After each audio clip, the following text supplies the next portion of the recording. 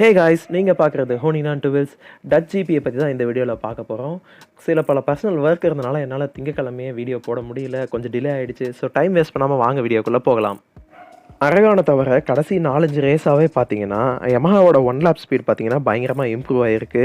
Yamaha பார்த்தீங்கன்னா ஃப்ரைடேவும் குவாலிஃபிகேஷனை பொறுத்த வரைக்கும் டுக்காட்டிக்கு ஒரு டஃப் பேட்டில் கொடுக்குறதுக்கு ரெடி ஆகிட்டு இருக்காங்கன்னே சொல்லணும். அதேமாதிரி தான் இந்த டச் ஜிபிலையும் பார்த்தீங்கன்னா யமஹா வந்து ஒரு ப்ராமிசிங் பெர்ஃபார்மன்ஸ் ஃப்ரைடே கொடுத்தாங்க. அதேமாதிரி குவாலிஃபிகேஷன்லேயும் ஒரு ஆல் டைம் லேப் ரெக்கார்ட் பண்ணி ஃபேபியோ குவார்டாரோ பார்த்தீங்கன்னா போல் பொசிஷன் எடுத்திருந்தாங்க.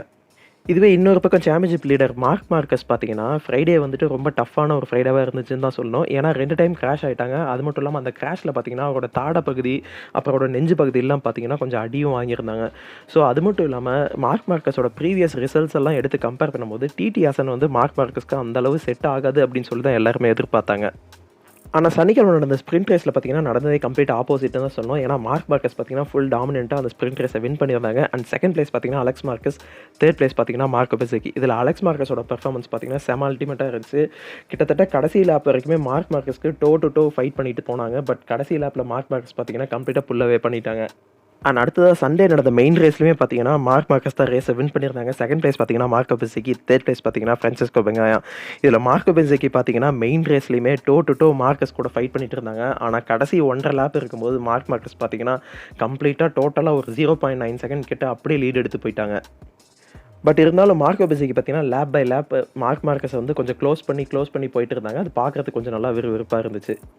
ஸ்ப்ரிண்ட் ரேஸ் பார்த்துருந்தீங்கனாலே தெரியும், அலெக்ஸ் மார்க்கஸ் பார்த்தீங்கன்னா மார்க் மார்க்கஸ்க்கு ரொம்ப க்ளோஸாக பேட்டில் பண்ணிட்டு இருப்பாங்க. பட் ஆனால் அலெக்ஸ் மார்க்கஸ் வந்து ஒரு தடவை கூட மார்க் மார்க்கஸ் மேலே ஓவர்டேக் மனூர் அப்ளை பண்ணலை.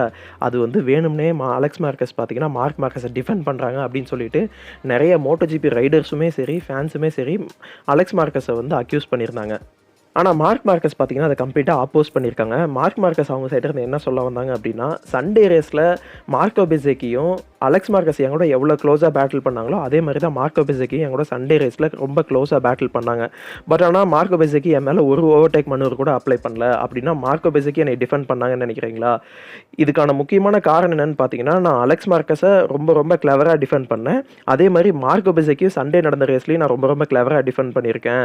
நீங்கள் வந்துட்டு என்னோட தம்பி எனக்காக வந்து ரேஸ் ஓட்டுறாரு அப்படின்னு சொல்கிறது கம்ப்ளீட்டாக ராங் அப்படின்னு சொல்லி மார்க் மார்க்கஸ் சொல்லியிருக்காங்க. ஸோ இதை பற்றி உங்களோட தாட்ஸ் என்ன அப்படின்றத கண்டிப்பாக கீழே கமெண்ட்ஸில் எனக்கு சொல்லுங்கள். அலெக்ஸ் மார்க்கஸ் நிஜமாலுமே மார்க் மார்க்கஸை டிஃபெண்ட் பண்ணி ஓட்டுறாங்களா, இல்லை அலெக்ஸ் மார்க்கஸ்க்கு மார்க் மார்க்கஸை ஓவர்டேக் பண்ணுறதுக்கான சான்ஸ் கிடைக்கலையா? இதை பற்றி உங்களோட தாட்ஸ் என்னன்றதை கண்டிப்பாக கமெண்ட்ஸில் சொல்லுங்கள். சண்டே நடந்த மெயின் ரேஸில் பார்த்தீங்கன்னா அலெக்ஸ் மார்க்கஸ் வந்து ஒரு ஹெவியான கிராஷ் ஆகிட்டாங்க. அந்த கிராஷ்க்கான முக்கியமான காரணம் என்ன அப்படின்னு பார்த்தீங்கன்னா, பெட்ரோ கோஸ்டாவும் அலெக்ஸ் மார்க்கஸும் பார்த்தீங்கன்னா ரொம்ப க்ளோஸாக பேட்டில் பண்ணிட்டுருப்பாங்க. அதில் ஒரு பாயிண்டில் பார்த்தீங்கன்னா அலெக்ஸ் மார்க்கஸோட ஃப்ரண்ட் பிரேக் வந்து பெட்ரோ கோஸ்டா மேலே பட்டுரும். அதனால் ஃப்ரண்ட் வீல் லாக் ஆகி அலெக்ஸ் மார்க்கஸ் பார்த்தீங்கன்னா கிராஷ் ஆகிருப்பாங்க. எல்லா மோட்டோஜிபி ரேஸ் பைக்ஸ்லுமே பார்த்தீங்கன்னா லிவர் ப்ரொடெக்டர் இருக்கும். பட் அந்த லிவர் ப்ரொடெக்டரையும் தாண்டி ஃப்ரண்ட் வீல் லாக் ஆகிடுச்சு அலெக்ஸ் மார்க்கஸ்க்கு. ஸோ இதனால் அலெக்ஸ் மார்க்கஸ்க்கு பார்த்தீங்கன்னா லெஃப்ட் ஹேண்டு பார்த்தீங்கன்னா இன்ஜுரி ஆகிருக்கு. அந்த இன்ஜுரிக்காக சர்ஜரியும் பண்ணியிருக்காங்க. அடுத்ததாக வரப்போகிற சாக்சனரிங் ஜிபியில் அலெக்ஸ் மார்க்கஸ் கலந்துப்பாங்களா அப்படின்னு கேட்குறது பார்த்தீங்கன்னா டவுட்டாக தான் இருக்குது. இன்னும் ஃப்ரான்சிஸ்கோ பெங்காயாவை பொறுத்த வரைக்கும் இதுக்கு மேலே இந்த சீசனில் அவரோட ஸ்ட்ராங்கஸ்ட் சர்க்கியூட் ஒன்று வரப்போகுது அப்படின்னா எனக்கு தெரிஞ்ச வரைக்கும் அந்த மாதிரி எந்த சர்க்கியூட்டும் இல்லை. ஏன்னா முஜல்லோ அது மட்டும் இல்லாமல் இந்த அசன் இந்த 2 ட்ராக்கும் தான் பார்த்தீங்கன்னா பெக்கோவோட ரொம்ப ஸ்ட்ராங்கஸ்ட் ட்ராக்கு. ஸோ இந்த 2 ட்ராக்ஸ்லையுமே Marc Marquez and Alex Marquez இவங்க 2 பேர்த்தையுமே ஃப்ரான்சிஸ்கோ பெங்காயாவால் சேஸ் பண்ண முடியல அப்படின்றது பார்த்தீங்கன்னா, என்ன தான் போடியமில் ஃபினிஷ் பண்ணியிருந்தாலுமே நிறைய நெகட்டிவ் இம்பேக்டை தான் ஃப்ரான்சிஸ்கோ பெங்காயாவுக்கு இந்த 2 ஜிபியுமே கொடுத்துருக்குன்னு சொல்லணும். யமஹா பார்த்தீங்கன்னா அவங்களோட 70th ஆனிவர்சரி எடிஷனை வந்து ஒரு ஸ்பெஷல் லிவரி மூலிமா இந்த அசன் ஜிபியில் வந்து செலிப்ரேட் பண்ணியிருந்தாங்க. யமஹா பார்த்தீங்கன்னா அவங்களோட 1 லேப் ஸ்பீடை பயங்கரமாக இம்ப்ரூவ் பண்ணியிருக்காங்க. அவங்களோட குவாலிஃபிகேஷன் ரிசல்ட்ஸ் எல்லாம் நீங்கள் எடுத்து பார்த்தீங்கனாலே உங்களுக்கு நல்லாவே தெரியும். பட் ஆனால் அன்ஃபார்ச்சுனேட்லி அவங்களோட ரேஸ் பேஸில் பார்த்தீங்கன்னா கோட்டை விட்டாங்கன்னு தான் சொல்லணும். ஃபேபியோ குவார்டாரோ பார்த்தீங்கன்னா இந்த ஒரு அசன் ஜிபியும் ஒரு டிசப்பாயின்மெண்ட்டாக தான் எடுத்திருக்காங்க. ஏன்னா sprint race and main race இது 2லேயுமே பார்த்தீங்கன்னா ஃபேபியோவால் யார் கூடயுமே ஃபைட் பண்ண முடியல, ஒரு ஓவர்டேக்குமே என்னால் ப்ரிப்பேர் பண்ண முடியல அப்படின்னு சொல்லிட்டு ரொம்ப டிசாஸ்டராக தான் இந்த அசன் ஜிபியும் பார்த்துருக்காங்க ஃபேபியோ குவார்டாரோ. ஏன்னா குவாலிஃபிகேஷன் அப்போ சுச்சுவேஷனே பார்த்தீங்கன்னா கம்ப்ளீட்டாக டிஃப்ரெண்ட்டான ஒரு சுச்சுவேஷன். குவாலிஃபிகேஷன் அப்போ பார்த்தீங்கன்னா வண்டியில் பெட்ரோலே பார்த்தீங்கன்னா வெறும் 3 லேப்போ இல்லை 4 லேப்புக்கோ எவ்வளோ பெட்ரோல் தேவை முடியோ அந்த பெட்ரோல் மட்டும்தான் வச்சுருப்பாங்க. அதனால் வெயிட் கம்மியாக இருக்கும். அது மட்டும் இல்லாமல் ஃப்ரெஷ் டயர்ஸ் யூஸ் பண்ணியிருப்பாங்க. ஸோ அந்த மாதிரி ஒரு டைமில் குவாலிஃபிகேஷனில் அப்போ பெஸ்ட்டான ஒரு லேப் டைம் வருது. அதுவே மெயின் ரேஸில் பார்த்தீங்கன்னா கம்ப்ளீட்டாக நடக்கிறதே ஆப்போசிட்டில் இருக்குது. ஏன்னா மெயின் ரேஸில் பார்த்தீங்கன்னா டேங்க் ஃபுல்லாக பெட்ரோல் இருக்கும். அது மட்டும் இல்லாமல் டயர் மேனேஜ்மெண்ட் ரொம்ப அவசியம். ரேஸோட செகண்ட் ஹாஃபில் பார்த்தீங்கன்னா கிரிப் இல்லை அப்படின்ற பட்சத்தில் உங்ககிட்ட எவ்வளோ பவர் இருந்தாலும் அந்த பவரை வந்து உங்களால் ட்ராக்கில் யூஸ் பண்ண முடியாது. ஏன்னா வீல் பார்த்தீங்கன்னா ஸ்பின் ஆகிட்டே இருக்கும். ஸோ ஃபேபியோ பார்த்தீங்கன்னா, யமஹா வந்துட்டு மெயினா கிரிப்பில தான் ஒர்க் பண்ண வேண்டியது இருக்கு. ரேஸோட செகண்ட் ஹாஃப்ல எங்களுக்கு சுத்தமா கிரிப் இல்ல அப்படின்னு சொல்லியிருக்காங்க. அது மட்டும் இல்லாம, இன்னொரு கேள்வியும் பார்த்தீங்கன்னா, ஃபேபியோ குவார்த்தராரோ அவர்கிட்ட கேட்டிருக்காங்க. அந்த கேள்வி என்ன அப்டின்னா, 2027ல நீங்க யமஹா கூடயே இருப்பீங்களா? யமஹா கூட சாம்பியன்ஷிப் வின் பண்ணுவேன்னு நீங்க நம்புறீங்களா? அப்படின்னு கேட்டாங்க. அதுக்கு ஃபேபியோ குவார்த்தராரோ பார்த்தீங்கன்னா, 2027 வரைக்கும் நான் வெயிட் பண்ண போறது கிடையாது. எனக்கு 2026லயே சாம்பியன்ஷிப்க்கு ஃபைட் பண்ற அளவு பைக் இருந்தா மட்டும் தான் நான் 2027ல யமஹா கூட சைன் பண்ணுவேன். அது யமஹாக்குமே தெரியும். பிரஷர் பார்த்தீங்கன்னா, யமஹா மேல தான் இருக்கு. ஏன்னா, என்னுடைய பிரைம் டைம் பார்த்தீங்கன்னா முடிஞ்சிட்டு இருக்கு. ஸோ, யமஹா 2026ஓட ஃபர்ஸ்ட் ஹாஃப்ல எனக்கு காம்படிட்டிவான பைக் குடுக்கல அப்படின்ற பட்சத்தில, எனக்கு தேவையான பேக்கேஜ நானே செலக்ட் பண்ணிக்க போறேன் அப்படின்னு சொல்லி ஃபேபியோ சொல்லியிருக்காங்க. அது மட்டும் இல்லாம நான் வெளிய போறேன்ற பட்சத்தில, ஆல்ரெடி டெவலப் ஆன ஒரு பைக் கம்பெனிக்கு தான் நான் போவேன். டெவலப் ஆகாத ஒரு பைக் கம்பெனிக்கு போய் டெவலப் பண்ணி சாம்பியன்ஷிப் வின் பண்ற ஐடியா எனக்கு கிடையாது. ஏன்னா, என்னோட டைம் பார்த்தீங்கன்னா, இங்க MotoGPல வந்து முடிஞ்சிட்டு இருக்கு. ஸோ, இதுக்கு மேல ஃபுல்லி ப்ரிப்பேர்டான ஒரு பிராண்டுக்கு தான் நான் போவேன். போனோனே சாம்பியன்ஷிப் வின் பண்ற மாரி ஒரு பிராண்டுக்கு தான் நான் போவேன். வெளிய போனா அப்படின்னு சொல்லி ஃபேபியோ சொல்லியிருக்காங்க. இந்த அசன் ஜிபி அப்ப மார்ட்டினோட மேனேஜர் ஆல்பர்ட் வெலரா பார்த்தீங்கன்னா, மார்ட்டின் வந்து 2026க்கு கான்ட்ராக்ட் இல்லாம ஃப்ரீயா தான் இருக்காங்க அப்படின்னு சொல்லி ஒரு ஸ்டேட்மெண்ட் குடுத்துருக்காங்க. ஸோ மார்ட்டின் பார்த்தீங்கன்னா 2026 சீசன் அப்போ அப்ரிலியா விட்டு வெளியே வர போகிறாங்க அப்படின்றத டேரெக்டாகவே மீடியாஸ் முன்னாடி மார்ட்டினோட மேனேஜர் பார்த்தீங்கன்னா சொல்லியிருக்காங்க. அப்ரிலியாவோட டீம் பாஸ் பார்த்தீங்கன்னா இதுக்காக ரெஸ்பான்ஸ் பண்ணியிருக்காங்க. அதாவது என்ன சொல்லியிருக்காங்க அப்படின்னா, எங்களுக்கு 2 ஆப்ஷன் தான் இருக்குது. அதாவது ரைடரை உட்கார வச்சு நாங்கள் சமாதானப்படுத்தி எங்கள் கூடவே இருக்க வைக்கிறது, அப்படி இல்லாட்டி நாங்கள் கோர்ட்டுக்கு போகிறது. இந்த 2 ஆப்ஷனில் எதுனாலுமே நாங்கள் தயாராக தான் இருக்கோம் அப்படின்னு சொல்லி அப்ரிலியாவோட டீம் பாஸ் சொல்லியிருக்காங்க. அண்ட் மார்ட்டினோட மேனேஜர் பார்த்தீங்கன்னா, ஹோண்டா எங்களோட ஆப்ஷனில் இருக்குது அப்படின்னு சொல்லியிருக்காங்க. ஸோ ஹோண்டாவோட பாஸ்ட்ட இதை பற்றி கேட்டப்போ ஹோண்டாவோட பாஸ் பார்த்தீங்கன்னா, இந்த பிரச்சனை பார்த்தீங்கன்னா மார்ட்டினுக்கும் அப்ரிலியாவுக்கும் நடுவுலமானது. இதுக்குள்ளே நாங்கள் போக மாட்டோம். பட் ஆனால் மார்ட்டின் அவைலபிளாக இருந்தால் நாங்கள் கன்சிடர் பண்ணுவோம். இப்போதைக்கு நாங்கள் அமைதியாக வெயிட் பண்ணுவோம். எங்களுக்கு எந்த அவசரமும் கிடையாது அப்படின்னு சொல்லி ஹோண்டாவோட பாஸ் பார்த்தீங்கன்னா சொல்லியிருக்காங்க. ஹோண்டாவோட டெஸ்ட் ரைடர் அலேஷ் எஸ்பார்கரோ பார்த்தீங்கன்னா, மார்ட்டின் வந்து அப்ரிலியால இருக்க விருப்பம் இல்ல அப்படின்னு தெரிஞ்சுக்கிட்டும், அப்ரிலியா ஏன் மார்ட்டினை புடிச்சு வைக்க ட்ரை பண்றாங்க? வெளியில போகணும்னு நினைக்கிறவங்கள வெளிய விட்டுறலாம்ல அப்படின்னு சொல்லி மார்ட்டினுக்கு சப்போர்ட்டிவா அலேஷ் எஸ்பார்கரோ வந்து மீடியால பேசியிருக்காங்க.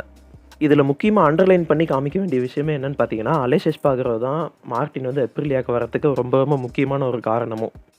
மேவரிக் வினாலிஸ் பார்த்தீங்கன்னா, அந்த கேடிஎம்மோட பவரை பார்த்து உண்மையாலுமே மிரண்டு போயிருக்காங்கன்னு தான் சொல்லணும். ஏன்னா, இந்த அசன் ஜிபியில் அந்த கேடிஎம் RC16 பார்த்தீங்கன்னா, 5வது கியரில் வீல் ஸ்பின் ஆச்சு அப்படின்னு சொல்லி மேவரிக் வினாலிஸ் சொல்லியிருக்காங்க.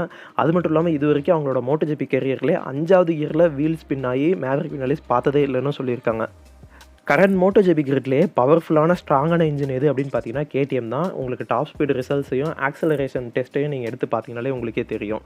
ஸோ அப்படிப்பட்ட கேடிஎம்மோட இன்ஜின்ஸ் எல்லாம் டெவலப் பண்ணுற ஒரு முக்கியமான கீ பர்சனை பார்த்தீங்கன்னா ஹோண்டா வந்து 2026 சீசனுக்கு வந்து சைன் பண்ணிட்டாங்க.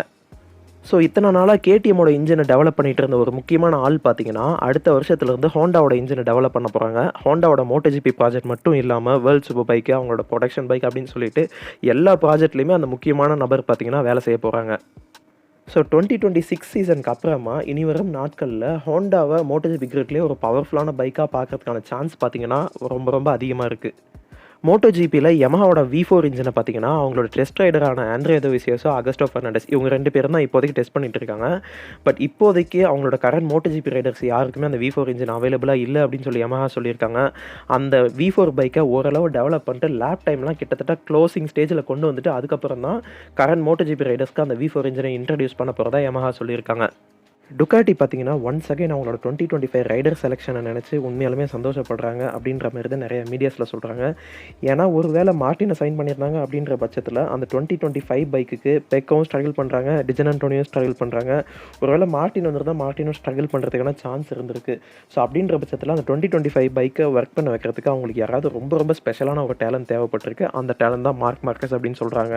அது மட்டும் இல்லாமல் ஒரு வேளை டுக்காட்டி மட்டும் மார்க் மார்க்கஸை சைன் பண்ணாமல் இருந்திருந்தாங்க அப்படின்ற பட்சத்தில் அலெக்ஸ் மார்க்கஸோ இல்லை மார்க் மார்க்கஸோ கிரெசினில் இருந்துட்டு அந்த சாம்பியன்ஷிப்பை மறுபடியும் வின் பண்ணியிருப்பாங்க அப்படின்ற மாதிரி MotoGPயோட அஃபிஷியல் பாட்காஸ்ட்லேயே சொல்கிறாங்க.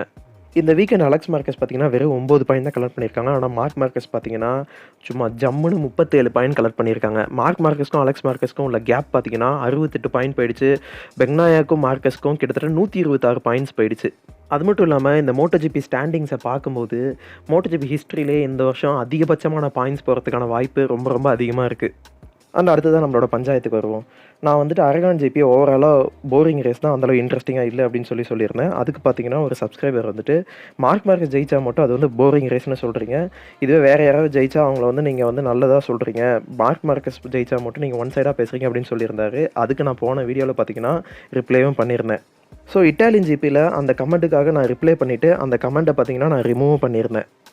அடுத்ததாக நான் ரிப்ளை பண்ண வீடியோவில் வந்துட்டு அவர் என்ன சொல்லியிருக்காரு அப்படின்னா, சப்ஸ்கிரைபர்ஸை மேனிப்புலேட் பண்ணாத, அது மட்டும் இல்லாமல் நான் என்ன சொல்கிறேங்கிறத நீ புரிஞ்சுக்கல, அதை கூட விடு, நீ சொல்கிறது கரெக்டுனா அந்த கமெண்ட்டை ஏன் டெலீட் பண்ணியிருக்க அப்படின்னு சொல்லி கேட்டிருக்காங்க. நீங்கள் கேட்குறதுல கொஞ்சம் லாஜிக்காக யோசிச்சு பார்த்தா பரவாயில்ல. ஏன்னா நான் இந்த இஷ்யூவை பற்றி பேசாமல் நான் கமெண்ட்டை மட்டும் ரிமூவ் பண்ணியிருந்தேன் அப்படின்ற பட்சத்தில் நீங்கள் கேட்குறதுல ஒரு நியாயம் இருக்குது. நான் அந்த பிரச்சனையை பற்றி பேசிட்டு உங்களை வந்துட்டு அந்த கமெண்ட்டில் யாரும் கேட்கக்கூடாது அப்படின்ற பட்சத்தில் தான் நான் அந்த கமெண்ட்டை ரிமூவ் பண்ணேன். ஏன்னா இதுக்கு முன்னாடி மார்க் மார்க்கஸை பற்றியோ இல்லை ரோசியை பற்றியோ எது பேசினாலும் அந்த கமெண்ட் செக்ஷனில் பார்த்தீங்கன்னா ஏதாச்சும் ஒருத்தர் வந்துட்டு பார்த்தீங்கன்னா வந்து திட்டுறதோ இல்லை சண்டை போடுறதோ ஏதாச்சும் ஒன்று பண்ணிட்டு தான் இருக்காங்க. அந்த ஒரே ஒரு காரணத்துக்காக மட்டும்தான் நான் அந்த கமெண்ட் ரிமூவ் பண்ணனே ஒழிய நான் சொல்கிறது கரெக்டு நீங்கள் சொல்கிறது தப்பு அப்படின்ற ஒரு மைண்ட் செட்லையோ இல்லை வேறு எதுக்காகவும் நான் கமெண்ட்டை வந்து ரிமூவ் பண்ணல. அது மட்டும் இல்லாமல் நம்மளோட சேனலில் நான் கமெண்ட் செக்ஷனை ஆன் பண்ணி தான் வச்சுருக்கேன். அப்படி ஒரு வேளை நீங்கள் சொல்கிற மாதிரி நான் தப்பு அப்படின்ற பட்சத்தில் அந்த கமெண்ட் ரிமூவ் பண்ணியிருந்தேன் அப்படின்னா நான் ஏன் கமெண்ட் செக்ஷனை ஓப்பன் பண்ணி வைக்கணும், க்ளோஸ் பண்ணியே வச்சுட்டு போயிடுவேனே. அது மட்டும் இல்லாமல் டோன்ட் மேனிப்புலேட் த சப்ஸ்கிரைபர்ஸ் அப்படின்னு சொல்லியிருக்காரு. ஸோ மேனிப்புலேட் பண்ணுற அளவுக்கு நம்ம சப்ஸ்கிரைபர்ஸ் ஒன்றும் சின்ன பசங்க கிடையாது. நம்ம வியூவர்ஸ் எல்லாரோட ஏஜ் குரூப்புமே பார்த்தீங்கன்னா கிட்டத்தட்ட 25 to 30 தான். ஸோ சின்ன பசங்களாக இருந்தால் ஈஸியாக மேனிப்புலேட் பண்ணலாம், பெரியவங்களை மேனிப்புலேட் பண்ணுறது அவ்வளோ ஈஸி கிடையாது. அது மட்டும் இல்லாமல் மேனிப்புலேட் பண்ணுறதுனால எனக்கு என்ன கிடைக்க போகுதுன்னு நினைக்கிறீங்க? ஸோ மேனிப்புலேட் பண்ணுறது பேசிக்காக மேனிப்புலேட் பண்ணுறதுக்கு 2 இன்டென்ஷனாக இருக்கும். ஒன்று வியூஸ் அதிகப்படுத்துறதுக்காக இருக்கும், இல்லை ஏர்னிங்ஸ்க்காக இருக்கும். ஏர்னிங்ஸை பொறுத்த வரைக்கும் இந்த சேனல்லேருந்து நான் ₹1 கூட சம்பாதிச்சதே கிடையாது. நீங்கள் வேணால் கூகுளில் கூட போய் செக் பண்ணி பார்த்துக்கோங்க. இல்லாட்டி நான் வியூஸுக்காக மேனிப்புலேட் பண்ணுறேன்னு நினைக்கிறீங்களா? எனக்கு புரியல. இந்த MotoGP சேனலில் பொறுத்த வரைக்கும் நான் கடைசி 4 வருஷமாக இந்த தமிழில் MotoGPயை பற்றி வீடியோ போடுற ஒரே ஒரு ஆள் நான் மட்டும்தான். எனக்கான வியூஸே பார்த்தீங்கன்னா ரொம்ப கம்மி தான். ஸோ மேனிப்புலேட் பண்ணுறதுனால எனக்கு எந்த பிரயோஜனமுமே கிடையாது. அது மட்டும் இல்லாமல் நீங்கள் இன்னொரு விஷயமும் சொல்லியிருந்தீங்க, இது எனக்கு மட்டும் தோணல, உங்கள் சப்ஸ்கிரைபர்ஸில் இன்னும் 4 பேர் வந்து நான் சொல்கிறது கரெக்டு அப்படின்னு சொல்லி மென்ஷன் பண்ணியிருக்காங்க அப்படின்னு நீங்கள் சொல்லியிருந்தீங்க. அப்படி பார்த்தா அதே கமெண்ட்ஸில் போய் பார்த்தீங்கன்னா கிட்டத்தட்ட ஒரு 10-15 பேர் பார்த்தீங்கன்னா நான் சொல்கிறது கரெக்ட் அப்படின்னு சொல்லியும் கமெண்ட் போட்டிருக்காங்க. ஸோ ஒரு 30% பார்த்தீங்கன்னா நான் ஒன் சைடாக இருக்க மாதிரி சொல்கிறீங்க, ஒரு 70% பார்த்தீங்கன்னா நான் கரெக்டாக சொல்கிற மாதிரி சொல்கிறீங்க. இதில் நான் எதை எடுத்துக்கிறது? இந்த கமெண்ட்ஸ் எல்லாமே பார்த்தீங்கன்னா நீங்கள் என்னோட இட்டாலியன் ஜிபியில் வந்து போட்டிருந்தீங்க. இந்த கமெண்ட்ஸ் எல்லாத்தையும் நான் அதுலேயும் ரிமூவ் பண்ணியிருக்கேன். பட் ஆனால் நான் போன வீடியோவில் செஞ்ச அதே தப்பை இந்த வீடியோவில் நான் செய்ய மாட்டேன். போன வீடியோவில் பார்த்தீங்கன்னா நான் ஸ்க்ரீன்ஷாட் எடுத்து வச்சுருந்தேன். பட் ஆனால் அந்த கிளிப்பை பார்த்தீங்கன்னா நான் ஆட் பண்ண விட்டுட்டேன். பட் இந்த வீடியோவில் நான் ஆட் பண்ணிட்டேன். ஸோ அடுத்ததாக இந்த ஸ்க்ரீன்ஷாட் தான் பார்த்தீங்கன்னா அரகான் வீடியோவில் நான் டெலிட் பண்ணதாக சொல்லப்பட்ட கமெண்ட்ஸு. இன்னும் 2 பேர் பார்த்தீங்கன்னா ஐ அக்ரின்னு சொல்லிட்டு கமெண்ட் பண்ணியிருந்தீங்க. ஸோ இந்த கமெண்ட்டை நான் டெலிட் பண்ணதுக்காக தான் நிறைய பேர் வந்துட்டு பார்த்தீங்கன்னா நீ சொல்கிறது கரெக்டுனா ஏன் டெலிட் பண்ணன்னு கேட்டிருந்தீங்க. நான் ஆல்ரெடி சொல்லிட்டேன், நான் டெலிட் பண்ணுற இன்டென்ஷன் மட்டும் எனக்கு கிடையாது. நான் இந்த இஷ்யூவை பேசிட்டு தான் நான் டெலிட் பண்ணேன். நான் இஷ்யூவை பற்றி பேசாமல் டெலிட் பண்ணியிருந்தேன் அப்படின்னா நீங்கள் கேட்குறதுல ஒரு லாஜிக் இருக்குது. அண்ட் அதுக்கப்புறமா try to appreciate good performance of any rider instead of simply saying boring race it's not right அப்படின்னு சொல்லிட்டு ஒருத்தர் சொல்லியிருக்காரு. அதாவது என்னென்னா இப்போ வந்துட்டு நான் நிறைய ரேஸில் பார்த்தீங்கன்னா அயகுரா போடியமில் ஃபினிஷ் பண்ணவே இல்லை. ஆனால் அயகுராவை பற்றி நான் நிறைய ரேஸில் நல்ல விதமாக சொல்லியிருக்கேன், மேவரிக்கை பற்றி நல்ல விதமாக சொல்லியிருக்கேன், குவார்த்தராவை பற்றி நல்ல விதமாக சொல்லியிருக்கேன், அப்புறம் பெசிக்கியை பற்றி நல்ல விதமாக நிறைய ரேசஸில் சொல்லியிருக்கேன். ஸோ என்னால் முடிஞ்ச அளவு நான் நல்ல பெர்ஃபார்மன்ஸை நல்லா இருக்குன்னு தான் சொல்லியிருக்கேன். ஆனால் ஓவராலாக ஒரு ரேஸில் அதிகமாக ஓவர்டேக்ஸ் இல்லாமல் பார்க்குறதுக்கு கொஞ்சம் போர் அடிக்கிற மாதிரி இருந்தால் அதை நான் கண்டிப்பாக போரிங் ரேஸ்னு தான் சொல்லுவேன். இன்னமும் நான் சொல்கிறேன், அரகான் ரேஸ் பார்த்திங்கன்னா ஒரு போர் அடித்த ரேஸ் தான். ஃபைனலி இந்த வீடியோட கடைசியில் நான் உங்களுக்கு சொல்லணும்னு நினைக்கிறது ஒரே ஒரு விஷயம் தான். உங்களுக்கு இந்த வீடியோ பிடிச்சிருந்துச்சுன்னா பாருங்கள். சப்போஸ் உங்களுக்கு இந்த வீடியோ பிடிக்கல, நான் ஒன் சைடாக பேசுகிற மாதிரி உங்களுக்கு தோணுது அப்படின்னா தட்ஸ் யுவர் சாய்ஸ். நீங்கள் பார்த்தே ஆகணும் அப்படின்னு சொல்லி உங்களை யாரும் ஃபோர்ஸ் பண்ண போகிறது கிடையாது. என்னை பொறுத்த வரைக்கும் நான் நியூட்ரலாக தான் வீடியோ போட்டுட்ருக்கேன். ஒருவேளை நான் உங்களுக்கு ஒன் சைடாக பேசுகிற மாதிரியோ இல்லை நான் ஒரு மார்க்கஸ் ஹேட்டர் மாதிரியோ இல்லை ரோசி ஹேட்டர் மாதிரியோ உங்களுக்கு தெரிஞ்சுது அப்படின்னா நீங்கள் வந்து என் வீடியோஸை பார்க்காதீங்க. ஒருவேளை நான் பேசுகிறது கரெக்டாக இருக்குது, கரெக்டாக தான் பேசுகிறேன் அப்படின்ற பட்சத்தில் என் வீடியோஸ் பாருங்கள். பார்க்குறதும் பார்க்காததும் உங்களோட சாய்ஸ் தான். தேங்க்ஸ் ஃபார் வாட்சிங் this video. See you in next video. Bye bye.